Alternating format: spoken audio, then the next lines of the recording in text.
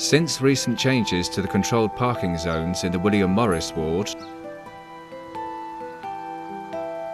residents living in the area have experienced a range of problems.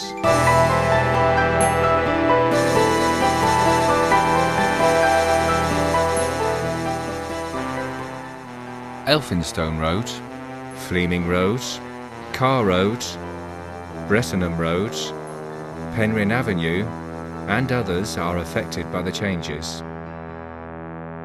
These streets are now overwhelmed with cars that previously would have been distributed across the whole area. The views of these residents are clear. A child could work out from a map that if you shove cars on one street, they're going to end up somewhere else. It doesn't take a great brain to work out that.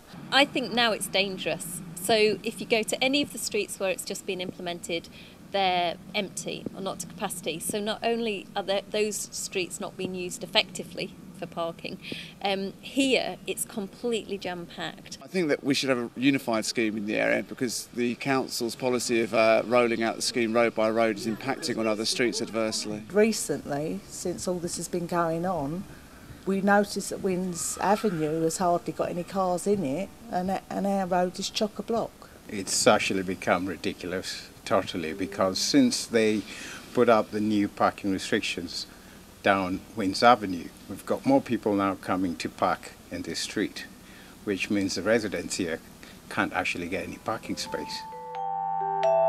The changes have affected residents' lives in a number of ways. What is the point of letting me a disabled babe when I can't park in it? A few weeks ago I came back and there was a car parked here for 4 days and I could not get my car,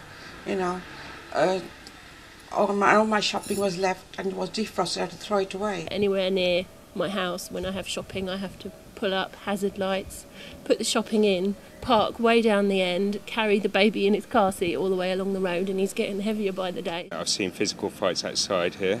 I've seen someone actually kick down the car door because someone nicked someone else's parking space as they were going into it. So there was actually a physical fight. There's a lot of impatience, and I think that's partly people trying to find a space themselves, going round and round looking for the spaces. My husband is rather not disabled exactly, but he can't walk very far. And so at the moment we can't move the car because if we do, we're likely to have to walk 2 roads to find a parking space.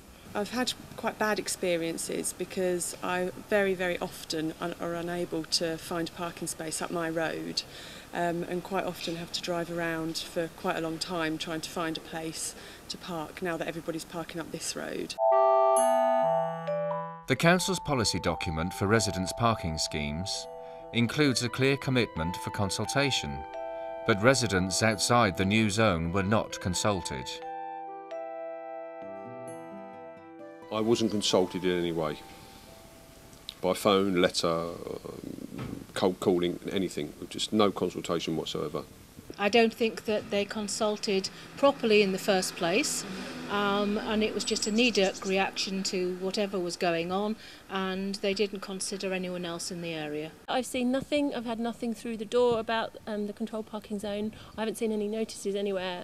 I haven't been consulted one bit. I think there should have been and there should be more consultation and there should be more talk between council and residents around here. Before other areas were made CPZ, we were not properly consulted because we were not brought in, we were not involved. If we were involved, we wouldn't have the problem we're having in Carr Road today. A vibrant, cohesive community consists of its residents. The services they can access, such as the award-winning Lloyd Park Centre, good schools, open spaces, local shops,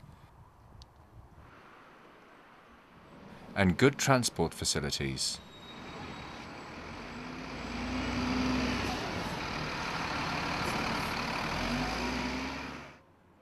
Including access to parking. Lloyd Park is one of the most diverse open spaces in Walthamstow. To the left of the main gates is the William Morris Gallery. Behind are the beautiful gardens and moat-shaped lake. It is also the home of the Lloyd Park Centre and recreation facilities, which include the Aveling Bowling Club. The park is waiting for approval of a lottery grant of £6 million to make improvements to attract more visitors. The Deputy Chairman of the Friends of Lloyd Park, Mark Fordham. What we're trying to achieve with this lottery bid is encouraging more people to use the park, including the bowling green, for instance, and some of the other facilities that are here. And our main concern is that if people have to leave their vehicles far away, you know, if you're older, you might have mobility difficulties, or if you're a young family and you've got a lot of things to carry, you know, we're concerned that people won't be encouraged to use the park in the way that if there are more suitable parking facilities available. The Aveling Bowling Club was founded in 1930 and is now enjoying some success. Secretary Terry Willis. The bowling club has games right throughout the week, 7 days a week, which means that other clubs will visit us. If they cannot come by car, they come out as far as Bishop Stortford, right the way out in Essex, the whole of Essex. If they can't come here and park when they get here, they will not come here. I've had 2 letters from the Essex Bowling Authority and the Walthamstow District Bowling Authority showing their concern next year for clubs visiting where they're going to park. I manage the Lloyd Park Centre and I've managed here for 25 years and I've never experienced the parking to be as bad as it is today. I feel strongly that the Lloyd Park is a park and should be able to be accessed by all, including car users. The changes to the parking zones are detrimental to residents, people who provide services to the community and visitors to Lloyd Park. Residents have some clear views on changes they would like to see. I think I'd want a parking scheme on my road, but I think it's unfair to charge residents for the right to park on their own road. I don't agree with the parking zones at all. In principle, I don't believe you should pay to park outside your front door. That's what car tax is for. If it is introduced, it should be free. To be honest, I think it would be best if we went back to the original, no parking permits at all, because then at least we had a chance of parking outside our own places. I'm completely against it, to be honest. I would really resent having to pay, plus my mother will be, as of 2 months' time, a secondary carer for the baby while I go back to work part-time, and I don't know where that would leave us with having to pay for her as a visitor 2-3 days a week.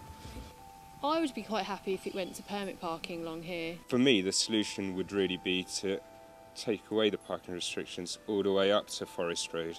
My preferred solution would be to see the recently extended parking zone removed, reinstated as a free parking area, which would alleviate the problem totally. I don't want a controlled parking zone in the area. I don't think we need one. There never was a problem before the controlled parking zone was extended.